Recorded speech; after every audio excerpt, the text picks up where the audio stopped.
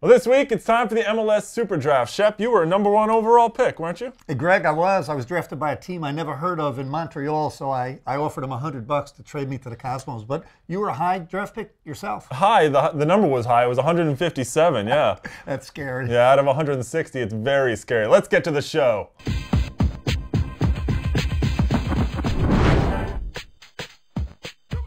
Hey everybody, welcome to MLSnet.com's Extra Time. I'm your host, Greg Lawless, alongside Shep Messing as always. And on the big show this week, we're going to be talking to new Chicago Fire head coach, Dennis Hamlet. It's also draft week.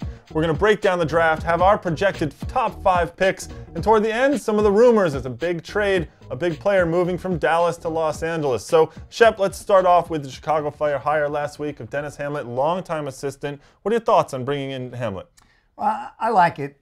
Step back, I think there were 2 buckets of candidates. One, the higher profile international Stoichkov reached for Peter Novak.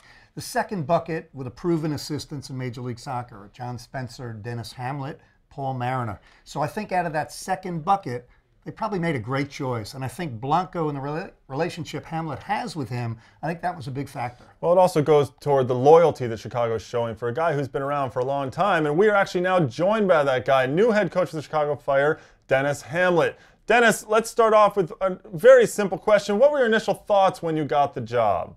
Yeah, I mean, it was a long process, and obviously at the end, I was very excited that I was the chosen one to be the next head coach for the Chicago Fire.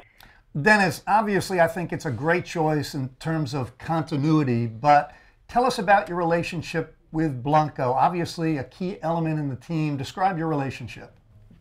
Yes, myself and Dave Saracen back last year in March, we went down to visit with Blanco, and we sat down and met with him and his representatives and had a good conversation. And obviously, Dave not speaking Spanish, I was the one doing a lot of the talking with him, and I think from that meeting we came off pretty well with the idea that this is a guy that's a very good competitor.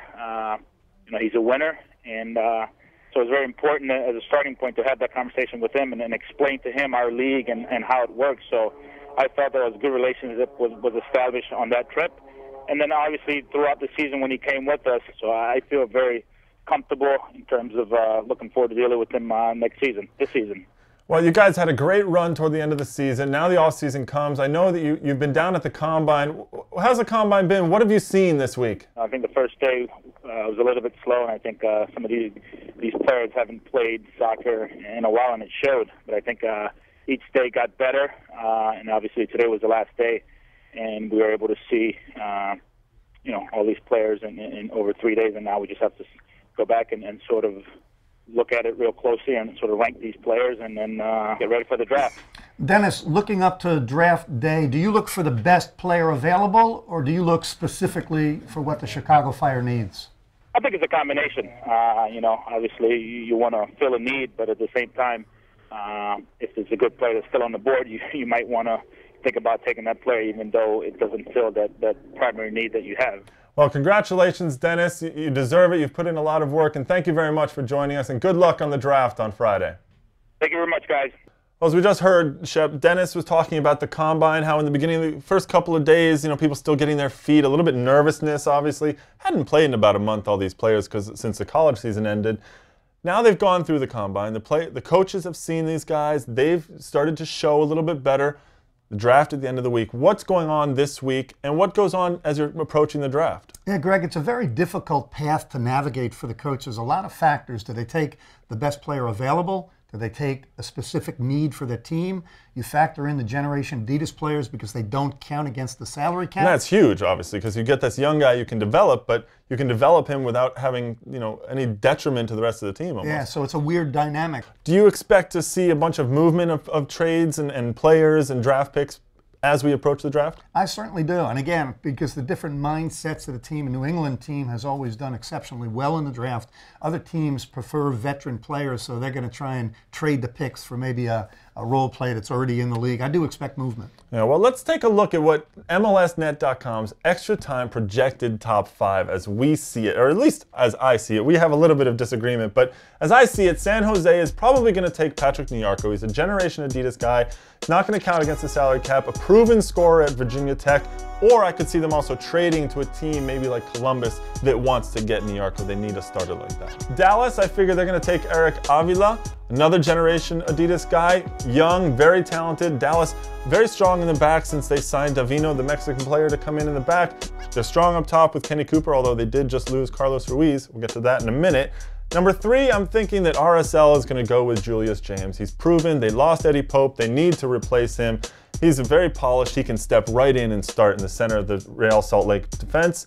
Los Angeles, I figure they go with Chance Myers. Here's the next Frankie Hayduk. If the world needs another Frankie Hayduk, that is, right? Or they trade this, because LA is really, and you would know this, right? LA is the kind of team that, kind of like the Cosmos back in the day, they're not trying to build and develop over time. They need to win now. Yeah, I'll tell you one thing. You belong as a president or general manager. Not bad, huh? The way you've dissected, analyzed this draft, I think those are normal selections. You're factoring in more than I do the generation Adidas players. I go for the big, strong, best players available. My top 3 would be Julius James, Andy Iro, born in Liverpool, 6'4", big central defender. Dominic Cervi, 6'6", goalkeeper, athletic. So I go for the big, strong defenders and goalkeepers. I don't worry about Generation Adidas. I go for the best player available. Well, there is always a salary cap to worry about, and I could see Iro maybe going to Colorado because they need to shore up their defense, especially get some depth in the defense. All the teams really in the draft are looking for depth, a cheap sort of young wide player, that kind of thing. They're basically going in looking for athleticism, speed, and depth somewhere on the team. What do you do with a player like Lapira, who says, I'm not even coming to the draft? I mean, the Herman Trophy winner a year ago, arguably one of the best players in college this season. Again, he was nicked up some injuries, but he goes, thumbs up, I'm not even showing up at the draft. Most likely he's going to be going to Europe. He got a cap with the Irish national team. He carries an Irish passport. So Lapira from Notre Dame, great player, but as far as I see, he's going to go to Europe. If you're a team in MLS, you say, we don't need to even risk taking this pick, So instead, if that's where you might have gotten him, you try and move that. Except that he's going to slip down so far in the pecking Maybe order. someone picks him up on a chance. Second Take round, a chance on Real Salt Lake, they need somebody up front. Well, they certainly do. Real Salt Lake needs a lot of help all around, but that's what the draft is all about. It's going to be trades going on. There's going to be lots of new players, some new faces you probably never even heard of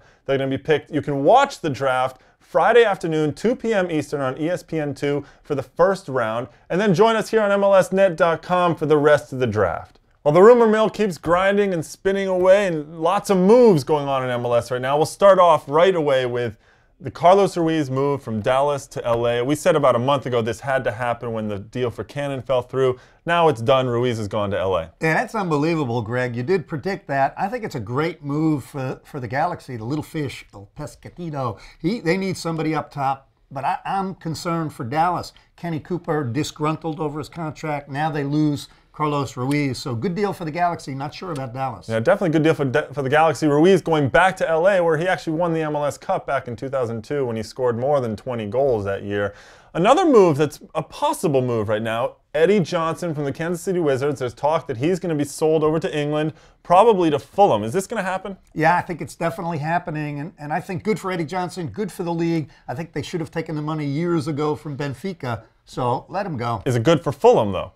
Well, Fulham, they're fighting, relegation in the drop zone. So I like Fulham continuing to look for American players. Yeah, that'll be the 5th American player. Eddie Johnson joins his good buddy Clint Dempsey, who left New England last year to join them and has had a very good career so far since he got to the EPL. Another player from New England is Taylor Twellman. The league and New England together turned down a $2.5 million bid from Preston North End, which is in the championship in England. Twellman, he kind of went off in the press on the league and the team. Yeah, good for Taylor. Wake up, New England. What are you guys doing up there? I mean, you had a problem with Shalry Joseph about his contract. I'm a player's guy. If Taylor Twellman has the ability to quadruple his money by going to England, let him go. Yeah, well, that's one take. I go the other way, actually, and I say, you know what? I don't think they should let him go. This is their marquee player. He's up there. He got a new contract about 12 months ago that made him very happy. He's at league max. And now he wants to leave because an offer's come through. Why would you sell your best player? I never pictured you as a pro-management guy. Oh, yeah, well. I agree they should keep him, but pay him the money. It's all about the money for players. Taylor Twellman done it at the club level, never really for the U.S. national team. So he wants to go for the prestige of England and for the money. Well, Taylor Twellman, very important for New England if they want to get back to MLS Cup. We'll see how that unfolds. unfolds over the next year. If you have any rumors or thoughts or questions, criticisms, anything you want to send to us, you can email us at extratime@mlsnet.com. Now, unfortunately, that's all we have this week, but we're going to take a 3-week break. We'll be back after this big vacation. I'm heading off to Africa for the Africa Cup of Nations, but join us come February, and we'll kick it around.